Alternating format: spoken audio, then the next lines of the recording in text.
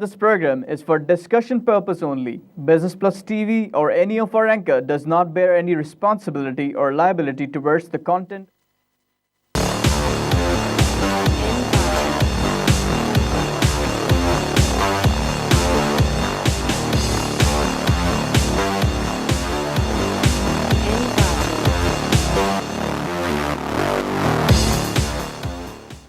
अस्सलाम वालेकुम and welcome to the program tips of the trade. और आज मंडे है और आज आपको बताएंगे कि आज का क्या कुछ मार्केट में रहा और क्या कुछ फ्लोर पे होता रहा और आपको टिप्स देंगे और वो खबरें आपके सामने प्रोग्राम में रखेंगे जिससे सपोर्ट मिल रही है आपके पाकिस्तान के स्टॉक को और साथ साथ आपकी इकोनॉमिकल पॉइंट ऑफ व्यू से आपकी मार्केट को। पिछले हफ्ते की बात करेंगे, स्टॉक की अगर बात करें तो पिछले हफ्ते हमने देखा कि स्टॉक एक्सचेंज ने अपने आप को बहुत स्टेबल रखा है और पिछले हफ्ते आपने ये भी देखा लॉ एंड ऑर्डर के हवाले से मुल्क में बहुत ज़्यादा चैलेंजेस थे।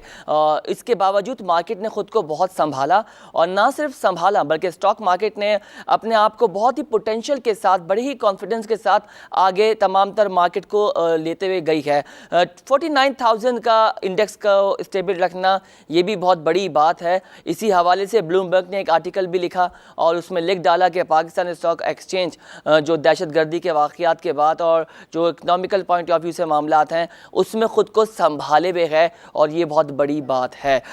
पिछले हफ्ते की ही बात करेंगे। 13 फरवरी को स्टॉक एक्सचेंज में हमने देखा कि डिफरेंट चीज़ें हुई और जिसकी वजह से 49,965 का लेवल क्रिएट हुआ। और आपको पता होगा कि रिजल्ट सीज़न है, रिजल्ट्स आ रहे हैं। आज भी कुछ रिजल्ट्स आपके सामने शेयर करेंगे, क्या रिजल्ट्स रहे हैं, क्या कैश मिला है, क्या अर्निंग पर शेयर आई है, वो तमाम तर चीज़ें आपके सामने रखेंगे। 13 फरवरी को रिजल्ट से मार्केट बहुत सपोर्ट में रही और 49,965 का लेवल क्रिएट हुआ और क्लोज भी मार्केट इसी लेवल पे हुई जिसमें हमने देखा कि 40 पॉइंट्स पे पॉजिटिव पॉइंट्स जो थे 40 उस पर मार्केट क्लोज हुई। 362.41 का डेली वॉल्यूम रहा मंडे को। मंडे के बाद हमने ट्यूसडे को भी देखा कि 49,767 की मार्केट का स्टेबल रहना और उसके बाद 197 पॉइंट पे मार्केट नेगेटिव क्लोज हुई है। वेडनेसडे को भी 49 का लेवल रहा, थर्सडे को भी 49 का लेवल रहा, लेकिन 49,588 का लेवल आया और 100 इंडेक्स जो है वो 49,588 पर आ गया। और फ्राइडे को हमने देखा जो क्लोजिंग हुई थी 49,375 पे क्लोजिंग हुई थी और 2 से 3 दिन हमने देखे पिछले हफ्ते के जिसमें मार्केट जो है वो सेकंड सेशन में नेगेटिव रही है। और 2 से 3 हफ्ते हो गए इस बात का अंदाज़ा लगाते हुए कि क्या वजह है कि मार्केट जो है वो 50,000 पर क्लोज नहीं हो रही। इसके पीछे बहुत सारे फैक्टर्स भी हैं और बहुत सारी बातें भी हैं जिसकी वजह से मार्केट में कुछ सदाकत भी है और रेगुलेशन के कुछ मामलात भी हैं, वो भी आपके सामने रखेंगे। इन तमाम तर चीज़ों पे आपसे बात करेंगे। एक ब्रेक का कहा जा रहा है, let's take a break, don't go anywhere, we will be right back, stay with अस।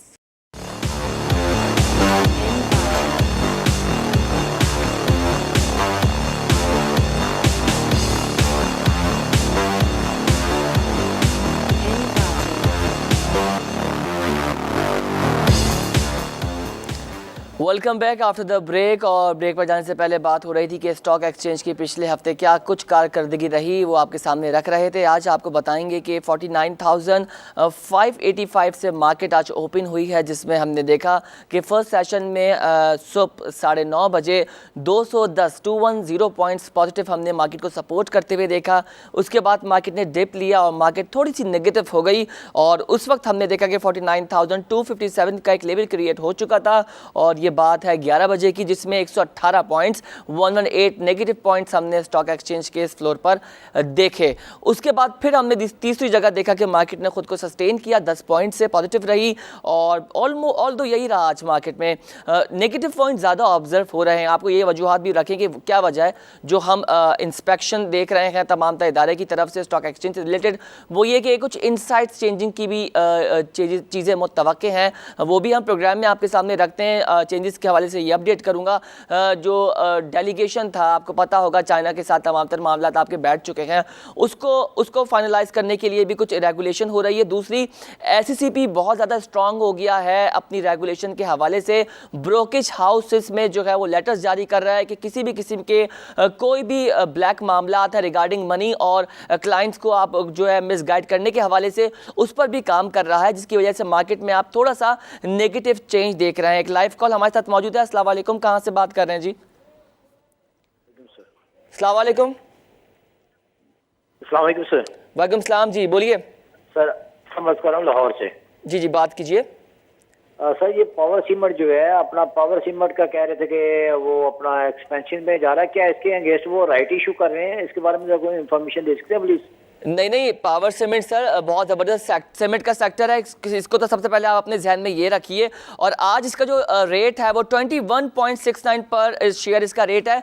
1.14 से आज माइनस में रहा है ये पर्टिकुलर स्टॉक, लेकिन ये स्टॉक बहुत ज़बरदस्त है। इसका जो स्टार्ट हुआ था वो बहुत कम प्राइसेस से हुआ था और अब ये 21 रुपये पे आ चुका है। तो ऐसा कोई ख़बर नहीं है इस हवाले से। मनफी ख़बरों को आप कम एसोसिएट कीजिए। और पावर सीमेंट के हवाले से ये है कि इसकी जो रिजल्ट भी है वो भी शायद आ चुका है, इसके बारे में कंफर्म नहीं हूं, लेकिन स्टॉक ये जो है आज थोड़ा सा नेगेटिव रहा है और 21 रुपये इसका जो है वो शेयर प्राइस है। ये जो है अपर कैप लगा इसमें, by the way power cement में, वो आपके सामने रखते हैं इसकी डिटेल सारी। आपका सवाल था ये 22 रुपये जो मैंने आपके सामने कहा, ये कल के फिगर से आज जो है वो उसमें जो है हमने कमी देखी है 1.14 से। कल जो है ये अपर लॉक में रहा है और ओपन 23 रुपये से हुआ था। थोड़ा सा ये जो है नीचे आया है। स्टॉक कोई भी हो, किसी भी सेक्टर का हो, फ्लक्चुएशन देखकर आप लोग जो है वो घबराया मत किया करें और थोड़ा सा तहम्मुल होकर उसको ठंडे दिमाग से सोचा करें कि क्या वजूहत हैं, ये ऐसा क्यों हो रहा है। और सबसे अहम बात ये कि सेक्टर ज़रूर एसोसिएट किया करें और ये है सीमेंट का सेक्टर। एक और कॉल है हमारे साथ। हेलो, अस्सलाम वालेकुम। वालेकुम सलाम जी। ये अगर जी पूछना यह था कि पिछले साल ग्लेक्सो ने बोनस शेयर अनाउंस किए थे, उसकी ट्रेंड कब शुरू हो रही है? और दूसरा सवाल ये है तो फौजी सीमेंट कब ये दोबारा फैक्ट्री शुरू हो रही है? दूसरा सवाल क्या है आपका, दोबारा बोलिएगा। फौजी सीमेंट जो है ये बंद हो गई थी ना फैक्ट्री, इसकी दोबारा ये कब चालू हो रही है? अच्छा ठीक है, ये आपको अपडेट करेंगे। ग्लेक्सो का मुताबिक जरा बता देते। मैं बताता हूँ आपको। ग्लेक्सो का ये है कि उसके बारे में इतलात कुछ पाइपलाइन में है, उस पर भी कंफर्मेशन आएगी, वो भी आपके सामने रखेंगे। लेकिन सेक्टर बहुत अहम है ये। और आपका जो दूसरा सवाल था फौजी सीमेंट के हवाले से, वो भी जो है आप उसको देखिए, उस पर भी अभी कुछ तहफ़्फ़ुज़ात हैं, इनसाइट्स मामला चल रहे होते हैं, वो आउटकम्स के तौर पर सामने नहीं आते। लेकिन आप जो है रिजल्ट्स का वेट किया करें, आउटकम्स का वेट किया करें, ताकि उस तरीके से आप तमाम तर मामलात को देखें। तो दोनों सवाल आपके बड़े अहम हैं, उसमें थोड़ा सा टाइम दरकार है। चीज़ें फाइनलाइज हो जाएंगी तो आप तक पहुंच जाएंगी कि तमाम तर मामलात चल क्या रहे हैं। तो बात हो रही थी कि आज मार्केट की कारकर्दगी के हवाले से अभी आपको ये भी अपडेट करेंगे कि 49,000 पर मार्केट अभी 263 पर अभी फ्लक्चुएट कर रही है, ऑन ऑफ चल रहा है। फाइनल क्लोजिंग्स आएंगी प्रोग्राम के आखिर में, वो आपके सामने रखेंगे। लेकिन आपको ये भी बताएं कि पावर सीमेंट का मैंने आपको बता दिया। सेकंड नंबर पर जो स्टॉक है वो है हमारा बड़ा अहम स्टॉक सुई साउदर्न गैस। इसका वॉल्यूम भी आपके सामने रखें कि 16.508 मिलियन शेयर्स आज ये वॉल्यूम्स के हिसाब से ट्रेड हो रहा है और 42.17 इसका शेयर प्राइस है। और 2 रुपये इसमें जो है हमने चेंज देखा है, तो 2 रुपये का जो इजाफा हुआ है ये बहुत ज़्यादा हैरतकुन बात है। लेकिन स्टॉक 40 से 42 पर आ गया है। एक और कॉल है जी। अस्सलाम वालेकुम। अस्सलाम वालेकुम सर। वालेकुम सलाम जी, कैसे हैं आप? ब्रदर, 2 क्वेश्चन पूछने से। पूछिए। इंश्योरेंस का फ्यूचर कैसे देख रहे हैं और कैपिटल ग्रोथ आगे कैसे देख रहे हैं? दोबारा बताइए, आपकी आवाज़ मुझ तक पहुंची नहीं है। हेलो, फ्यूचर कैसे देख रहे हैं और कैपिटल ग्रोथ आगे? आपकी आवाज़ क्लियर नहीं आ रही, दोबारा फरमाइए, दोबारा कॉल कर लीजिए। हेलो, आपकी आवाज़ क्लियर नहीं आ रही, दोबारा कॉल कर लीजिए। और अगर आप कॉल करते हैं तो अपना टेलीविज़न का जो वॉल्यूम है उसको बंद कर दिया करें, ताकि आवाज़ में जो है कोई प्रॉब्लम ना आए, ताकि हम भी सुन सकें तरीके से और आपको बेहतर तरीके से जवाब दे सकें। तो सुई साउदर्न गैस का आपके सामने रख दिया है मामला के इलेक्ट्रिक मुसलसल आप देख रहे हैं कि ये वॉल्यूम्स के हिसाब से 1.5 से 2 महीने हो चुके हैं ये जगह बनाए हुए है। कभी फर्स्ट नंबर पर होता है, कभी सेकेंड नंबर पर होता है, कभी 5th पर होता है, लेकिन टॉप 5 में आपको नजर आता है। 3rd पोजीशन पर ये फॉल कर रहा है पर्टिकुलर स्टॉक और 9.82 पर शेयर इसका जो है रेट है। और जिसमें हमने देखा कि 0.17 का नेगेटिव चेंज देखा है और 14.17 मिलियन शेयर्स के हवाले से काम हुआ था। अब पिछले महीने आपको याद होगा कि इलेक्ट्रिक ने जो है तारीख रकम की थी, वॉल्यूम्स के हवाले से बात कर रहा हूँ, 217 जो है 0.10 के हिसाब से ये जो है ट्रेड रहा था। के इलेक्ट्रिक पे भी बहुत सारी खबरें हैं, जो भी वही वाली बात है, फाइनलाइज नहीं हो रही चीज़ें। जैसे स्टॉक एक्सचेंज और चाइना का कंसोर्शियम था, वो फाइनलाइज होकर आपके सामने आ गया, तो everything is clear and fine now के इलेक्ट्रिक का ये है कि जैसे ही इसके जो है अबराज ग्रुप से तमाम तर मामला रेगुलेशन है, जाहिर सी बात है एनर्जी है ये पूरे कराची की, तो इसका फाइनलाइज होकर चीज़ें जो है सामने आ जाएंगी, तो और जो इबहाम है या जो खदशात हैं या क्वेश्चंस भी है आपके वो खुद ही रिजॉल्व हो जाएंगे। एक और कॉल है हमारे साथ। हेलो अस्सलाम वालेकुम। वालेकुम अस्सलाम जनाब। जी कैसे हैं आप? अल्हम्दुलिल्लाह। से मोहम्मद एहसान बात कर रहा हूँ कराची से। जी जी सवाल कीजिए। तो ये मालूम ये करना चाहे था, आप लोगों की जो सेटिंग हुई थी यूट्यूब वालों से, तो वो कैंसिल हो गई है क्या? क्योंकि आपको प्रोग्राम नेट पे देख नहीं पाते हम लोग। प्रोग्राम मेरे भाई यूट्यूब पे सब अपलोड हो चुका है। बीच में कुछ तकनीकी वजूहात थी, टेक्निकल पॉइंट ऑफ व्यू से मामला थोड़े से हो गए थे, लेकिन आप लोगों की ही वजह से हमने जो इसको दोबारा रिस्टोर करवाया। हमने बोला यार हमारे जो लोग हैं, जो व्यूअर्स हैं, वो देखते हैं प्रोग्राम, तो हमने इस पर काम किया और तमाम तर जो वीडियोस हैं किसी भी प्रोग्राम की हों जो बिजनेस रिलेटेड से हैं वो तमाम तर अपलोड हो चुकी हैं। हैशटैग के थ्रू आप वो भी देख सकते हैं, यूट्यूब पर जाकर सर्च भी कर सकते हैं, और हमारा जो चैनल है वो भी सब्सक्राइब है बिजनेस प्लस टीवी, उस पर भी जाकर आप तमाम तर वीडियोस देख सकते हैं। और भी कोई क्यूरी हो तो लिखकर ईमेल भी कर सकते हैं। एक और कॉल है हमारे साथ। हेलो अस्सलाम वालेकुम। हेलो अस्सलाम वालेकुम। वालेकुम अस्सलाम जी, काशिफ बात कर रहा हूँ कराची से। जी काशिफ भाई सवाल कीजिए। जी मेरा सवाल ये कि गुल अहमद के बारे में कुछ बताइए, क्योंकि पिछले 1 महीने से इसकी प्राइस डाउन जा रही है। किसके बारे में? Gul Ahmed textile mill. Gul Ahmed textile, ठीक है बिल्कुल अपडेट करते हैं। बात ये सर, टेक्सटाइल सेक्टर जो है थोड़ा सा जो है वो डिप्रेस हो गया था, लेकिन उसको गवर्नमेंट ऑफ पाकिस्तान ने बहुत सपोर्ट किया। आपने हालिया दिनों में देखा होगा कि टेक्सटाइल सेक्टर के हवाले से पैकेज भी सामने आया है और थोड़ा सा सस्टेन होगा, थोड़ा सा टाइम लगेगा इस पर्टिकुलर सेक्टर के लिए। और पिछले हफ्ते जो है हमारे जो मिनिस्टर हैं खुर्रम दस्तगीर साहब, उन्होंने भी एक मीटिंग चेयर की और तमाम तर लोगों से इसके बारे में काम किया।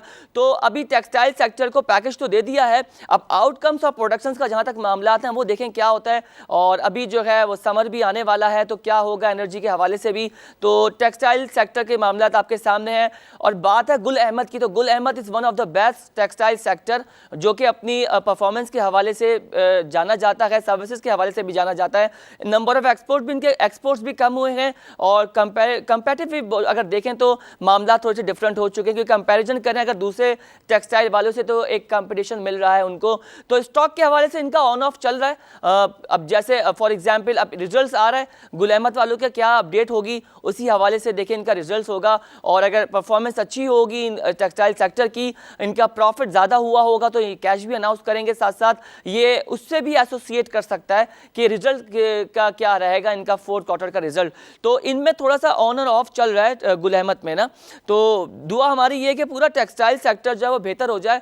और आज के भी नंबर्स इतने खास नहीं है टेक्सटाइल सेक्टर के, अगर मैं आपके सामने रखूं तो टेक्सटाइल कंपोजिट जो है इसमें 129 कंपनीज में एडवांस है, डिक्लाइन 173 में है, और जिसमें 15,39,500 का इनका जो है टर्नओवर है आज का।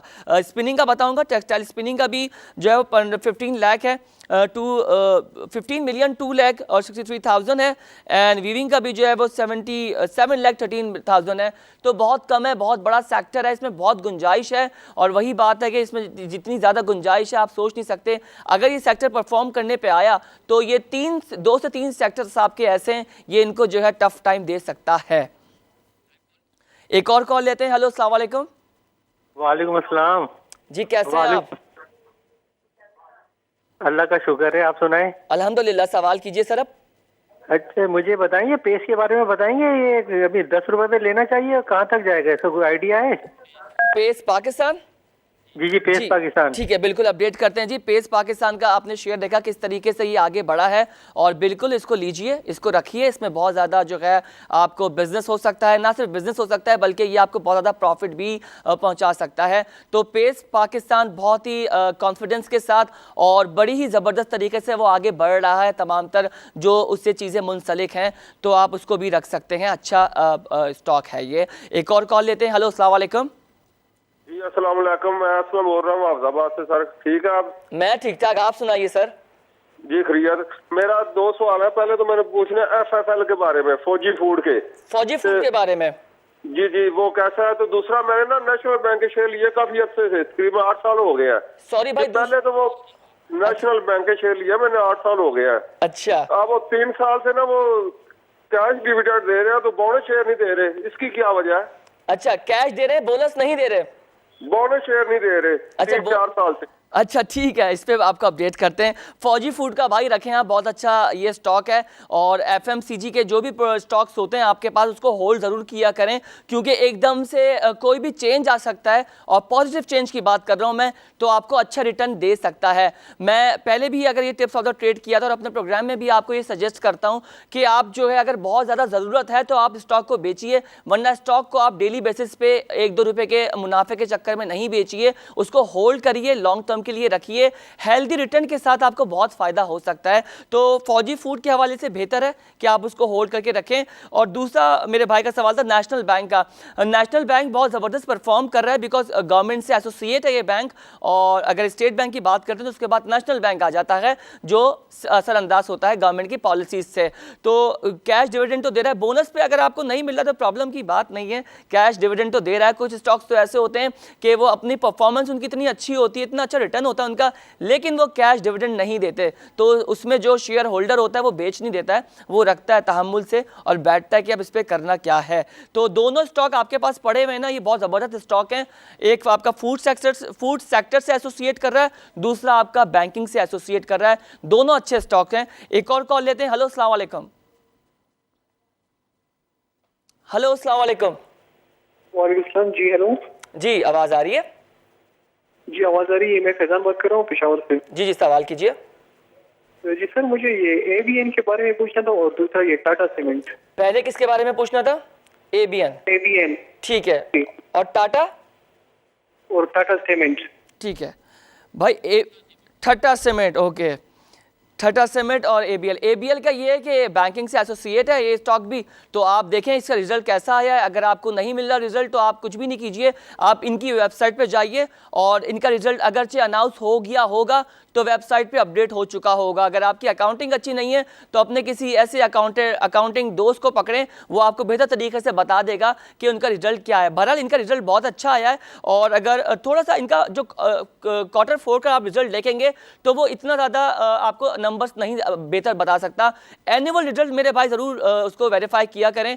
एनुअल रिजल्ट से तमाम तर चीज़ें आपको क्लियर हो जाएंगी कि फर्स्ट क्वार्टर में क्या रहा, सेकंड क्वार्टर में क्या रहा, थर्ड क्वार्टर में क्या रहा, फोर्थ क्वार्टर में क्या रहा, फिर वो कंपाइल होकर रिजल्ट पूरा आपके सामने अपडेट हो जाता है। इसको होल्ड कीजिए, बहुत ज़बरदस्त स्टॉक है ये। और टाटा सीमेंट का ये है कि ये टाटा से जो एसोसिएट करता है सीमेंट सेक्टर, और सीमेंट सेक्टर की आप अगर नंबर्स देखें तो अनबिलीवेबल नंबर्स हैं जो सीमेंट आजकल जो परफॉर्म कर रहा है। एक तो होती है एक्सपेक्टेशन, एक होती है एक्स्ट्रा ऑर्डिनरी एक्सपेक्टेशंस। तो सीमेंट का कोई भी स्टॉक हो उसमें जल्दबाजी ना कीजिए, क्योंकि डेवलपमेंट बहुत ज़्यादा मुल्क में चल रही है, और अगर आप बेहतर तरीके से समझते हैं कि आपको पैसों की ज़रूरत है, या बहुत ज़्यादा आप समझते हैं कि इसमें आपको फ़ायदा हो गया, तो आप उसको बेच दीजिए, वरना आप उसको ना बेचें। एक और कॉल लेते हैं। हेलो अस्सलाम वालेकुम। वालेकुम सलाम। मैं लाहौर से बात कर रहा हूँ, मेरा नाम इब्राहिम है। सर सवाल कीजिए। सर मैंने वर्ल्ड कॉल और बैंक ऑफ पंजाब के बारे में पूछना था। वर्ल्ड कॉल को आपने बता किया, लेकिन वो मुसलसल नीचे आ रहा है। अच्छा, वर्ल्ड कॉल और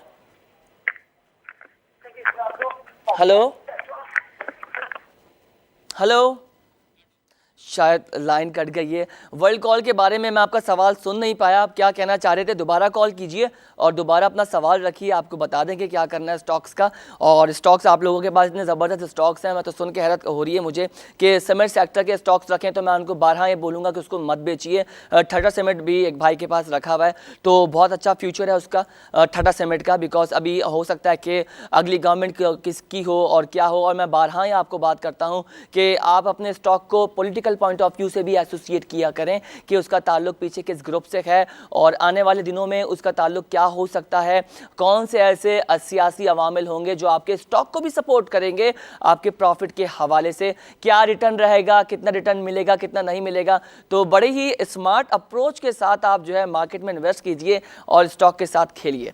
तो एक कॉल और लेते हैं। हेलो अस्सलाम वालेकुम। वालेकुम सलाम जी, कैसे हैं आप? कि मुझे GHNL कौन सा और एग्रो फूड के बारे में मालूमात लेनी थी। इसके शेयर मेरे पास पड़े हुए हैं काफी देर से, लेकिन डाउन साइड पे जा रही है। एंग्रो फूड पड़े हुए तो इसमें आपको परेशान होने की जरूरत। सर एंग्रो फूड आपको पता है कोई बेच भी नहीं रहा है आजकल, और जिनके पास अगर पड़े हुए ना तो वो सिर्फ होल्ड किए हुए, उनको पता है कि इसका फ्यूचर बहुत अच्छा है।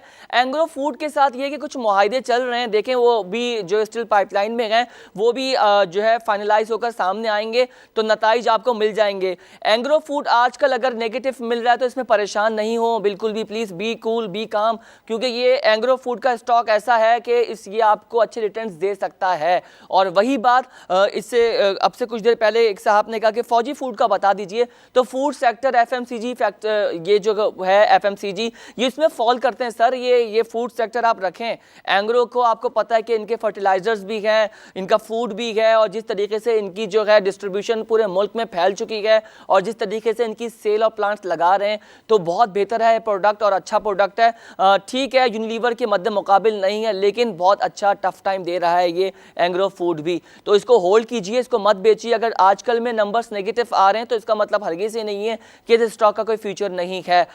नंबर्स नेगेटिव आने की बहुत सारी वजूहात होती हैं, टेक्निकल पॉइंट ऑफ व्यू से भी होती हैं, ग्रुप पॉइंट ऑफ व्यू से भी होती हैं। तो अब ये देखना है कि आजकल नंबर अगर नेगेटिव आ रहे हैं तो क्यों आ रहे हैं, ये आप आइडेंटिफाई कीजिए। हमारे हिसाब से जो हम लोग देख रहे हैं रोज़ाना की बेसिस पे तमाम तर स्टॉक पर नज़र रखे हुए हैं तो Engro is one of the best stock जो आपको अच्छे रिटर्न्स दे सकता है। तो कीप इट योरसेल्फ कि आप उसको सेल ना कीजिए अगरचे आपको ज़रूरत नहीं है पैसों की। तो एंग्रो के हवाले से मैं आपको और भी अपडेट करूंगा। बहरहाल आपका फूड सेक्टर बहुत ज़बरदस्त तरीके से नंबर्स आपको दे रहा है, और फूड के बाद अगर सीमेंट सेक्टर की बात मैंने आपसे रखी, ऑटोमोबाइल सेक्टर में टफ कंपटीशन आने वाला है, उसमें भी नंबर्स अच्छे आ रहे हैं, और 5 से 6 सेक्टर्स आप अपने जहन में रख लें, आपके पास स्टॉक्स पड़े हुए हैं। अच्छा बात यह है कि अगर ऑटोमोबाइल सेक्टर्स में भी कुछ प्रॉब्लम ये है कि 80 से 90% वो कंपनीज होंगी जो जिनकी परफॉर्मेंस बहुत अच्छी होगी, और 10% कंपनीज वो होंगी जिनकी परफॉर्मेंस अच्छी नहीं होगी। इसका मतलब ये नहीं कि आप पूरे सेक्टर को बुरा कहें, आप पूरे सेक्टर को नेगेटिव लेकर चलें कि इस पे नेगेटिव तासुर अपना रखें। तो जो 10 कंपनीज होंगी उसमें भी वजूहात हो सकती हैं कि क्यों वो परफॉर्म नहीं कर रही, कहीं डीएक्टिवेशन के मामला तो नहीं है, कुछ गवर्नमेंट कंसेंसस तो नहीं है रिगार्डिंग कंपनी के कुछ पास डेप्स तो नहीं है, ये भी ख्याल किया करें। कोई भी स्टॉक उठा रहे हैं तो कंपनी का पहले कर्जा देख लीजिए कि कंपनी पे कोई लायबिलिटी तो नहीं है भाई। पिछली जो उसके हिस्टोरिकल डाटा शीट है वो ज़रूर देख लीजिए, उसके आने वाली जो चीज़ें हैं रिगार्डिंग कोई आर्टिकल पब्लिश हुआ है और किसी भी किस्म की कोई हायरार्की हुई है किसी कंपनी में या कोई भी ऐसा मामला हुआ है उसको आप देखें और फिर आइडेंटिफाई करें। But Engro food is still a good stock. तो एक और कॉल लेते हैं। हेलो अस्सलाम वालेकुम। अस्सलाम वालेकुम। वालेकुम अस्सलाम सर, कैसे हैं आप? अल्हम्दुलिल्लाह रब्बिल आलमीन। सर सवाल कीजिए। सवाल मेरा ये है कि एक्सपोर्ट पाकिस्तान की जी और पाकिस्तान की इंपोर्ट में डिफरेंस कितना? नंबर 1। ठीक है। कभी आपने रुख किया है हॉलैंड का जहाँ के ऊपर ये जो खाने पीने की अशिया जो ये शायद ये मक्खन वगैरह इनके ढेर के ढेर लगे हुए हैं। एंग्रो फूड क्या करेगा? एंग्रो फूड की हैसियत क्या है उनके सामने? एंग्रो फूड कुछ भी नहीं है। सही है, तो ये आपका पॉइंट ऑफ व्यू है। थैंक यू सो मच, आपने फीडबैक दिया, एग्रेसिव थे थोड़े से।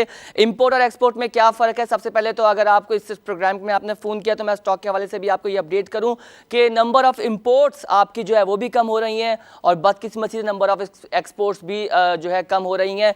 लेकिन अगर आप पाकिस्तान की जो परफॉर्मेंस है उस परफॉर्मेंस में पाकिस्तान की इकनॉमिकल पॉइंट ऑफ व्यू से पाकिस्तान का स्टेबल होना ये बहुत बड़ी बात है। इसमें हम गवर्नमेंट ऑफ पाकिस्तान को क्रेडिट देंगे। हम इतनी तनकीद करते हैं अपने हुक्मरानों पर, लेकिन हम ये भी बात कहेंगे कि हमारे इस लॉ एंड ऑर्डर जैसे सिचुएशन इस मुल्क में है उसके बावजूद ये मुल्क खड़ा हुआ है। आपने देखा होगा ब्लूमबर्ग ने भी एक आर्टिकल लिखा और जिसमें पाकिस्तान की तारीफ़ की गई है कि पाकिस्तान ने जो है दहशतगर्दी के बावजूद स्टॉक मार्केट पाकिस्तान की और पाकिस्तान की इकनॉमिकल मईशत पाकिस्तान की अपने पैरों पर खड़ी हुई है।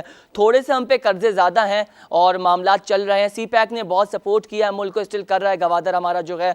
और साथ साथ आपने ये देखा कि अब इंपोर्ट और एक्सपोर्ट ओवरऑल ओवरऑल देख रहे हैं ना तो उसमें प्रॉब्लम भी आ रही है। मैं सीमेंट की एग्जांपल आपके सामने रखूंगा कि सीमेंट सेक्टर को आप देखिए कि उनका नंबर ऑफ एक्सपोर्ट्स कम हो गया है जी। वो लोग कहते हैं कि हम अपने जो लोकल हैं उनको बेच रहे हैं, उसमें हमें ज़्यादा पैसे भी मिल रहे हैं और हमारे जो लोकल्स हैं उनकी डिमांड भी फुलफिल हो रही है। तो सीमेंट के हवाले से आप ये बात करें। और दूसरा एंग्रो के बारे में आपने बात जो की है, मुझे आप पे ये हुआ कि आपको शायद तहफ़्फ़ुज़ात हैं स्टॉक को लेके, तो आपका अपना पॉइंट ऑफ व्यू है सर। अगर आप समझना चाहते हैं कि इस में जो है कोई गुंजाइश नहीं है, जस्ट सेल इट, कोई मना नहीं करेगा आपको। एक और कॉल लेते हैं। हेलो, अस्सलाम वालेकुम। सलामकुम जनाब। वालेकुम सलाम जी, कैसे हैं आप? जी मैं अल्लाह का कर रहा हूँ, मैं अमजद बात कर रहा हूँ इस्लामाबाद से। जी अमजद सर मुझे आपसे कुछ सवाल पूछने हैं। जी जी। नेस्ले पाकिस्तान के बारे में मुझे बताइए, काफी दिनों से रुका हुआ है जी। और साथ में PIBTL ये काफी दिनों से रुका हुआ है और इसके बाद डीजी खान, ये इसका रेट गिर रहा है, मुझे इसके बारे में बताइएगा। ठीक है मेरा भाई अमजद, अभी आपको अपडेट करते हैं। बहुत शुक्रिया आपने जो है टिप्स अथॉरिटी में कॉल की। नेस्ले पाकिस्तान के सर ये प्रॉब्लम ये है कि नेस्ले पाकिस्तान थोड़ा सा नेगेटिव हो गया है आजकल। शायद अब उसमें भी देखिए कंडीशंस ये होती है, नेस्ले पाकिस्तान परफॉर्म बेशक बहुत अच्छा कर रहा होगा, लेकिन स्टॉक में उसमें नेगेटिव क्यों आ रहा है? उसके पीछे वजह यह है कि वो इंटरेस्ट शो नहीं कर रही कंपनी अपना, कि वो शेयर होल्डर को थोड़ा सा जो है वो फ़ायदा पहुंचा सके, उनके बारे में थोड़ा सा इंटरेस्ट लेगी, उनके हवाले से अगर कैश ज़्यादा अनाउंस करेगी। एक चीज़ होती है कि कुछ पॉजिटिव हैपनिंग हो रही होती है, एक साइड होती है आपकी कंपनी, आपकी इकोनॉमिकल कंपनी जो परफॉर्म अच्छा कर रही होती है, प्लस हम देखते हैं कंपनी को लिस्टिंग पॉइंट ऑफ व्यू से। नेस्ले लिस्टिंग कंपनी है, ठीक है, मल्टीनेशनल कंपनी है, ना सिर्फ पाकिस्तान में बल्कि पूरी दुनिया में उसके प्रोडक्ट जाने जाते हैं, पहचाने जाते हैं, सर्विसेज उसकी बहुत अच्छी हैं, सब कुछ बेहतर है। लेकिन क्या बात है कि पाकिस्तान स्टॉक एक्सचेंज में वो नेगेटिव हो रही है, उसकी वजह ये कंपनी का खुद का इंटरेस्ट स्टॉक से रिलेटेड जो है वो इतना ज़्यादा जो है कारगर साबित नहीं हो रहा, उसको इतना इंटरेस्ट नहीं दे रहे। लेकिन सर ये बड़ा स्टॉक है, ये इसको ब्लू चिप स्टॉक कहेंगे। नेस्ले के जो भी होते हैं प्रोडक्ट्स हो गए, तो आप नेस्ले के जो शेयर हैं ये अब अगर नेगेटिव हो रहे हैं तो आप अगर इन्वेस्टमेंट करना चाह रहे हैं तो इस वक्त this is the right time for buying the process. आप इस शेयर्स को ख़रीद सकते हैं। अगर आपको बेचना है, अधिक बात ये होती है अमजद साहब, नेगेटिव वो अगर आप उसको बेचना चाह रहे हैं तो आप उस पर्सपेक्टिव से सोचेंगे कि मुझे ये स्टॉक बेचना है तो ये नेगेटिव लग रहा है। अगर आप अपॉर्चुनिटी के हवाले से मार्केट में खड़े हुए हैं और आप देख रहे हैं कि मुझे पास अभी जो है 10 लाख रुपए रखे हैं और मुझे कौन से स्टॉक लेना है, तो लोग अगर देखेंगे कि नेस्ले का स्टॉक आजकल नीचे हो रहा है तो वो फौरन खरीद लेंगे और वो राइट टाइम का वेट करेंगे कि उसमें जो है कितने पैसे का इजाफा होगा कि मैं उसको बेच दूंगा 2 साल बाद, 3 साल बाद या 4 साल बाद। एक और कॉल लेंगे। हेलो, अस्सलाम वालेकुम। हेलो, अस्सलाम वालेकुम।